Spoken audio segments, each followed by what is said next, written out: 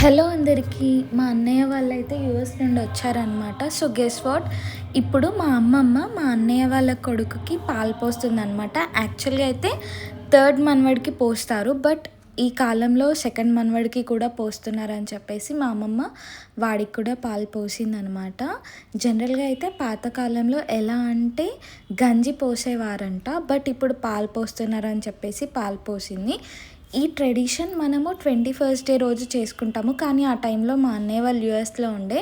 So, ఇప్పుడు ఇక్కడికొచ్చారు కాబట్టి మా అమ్మమ్మ దగ్గరకొచ్చి వాడికి పాలు పోయించారనమాట. ఇలా మేమందరం మా మామయ్య వాళ్ళ ఇంట్లో గ్యాదర్ అయ్యేసరికి చాలా బాగా అనిపించింది. అఫ్‌కోర్స్ మేము మా అమ్మమ్మతో ఫొటోస్ కూడా దిగామనమాట అందరం.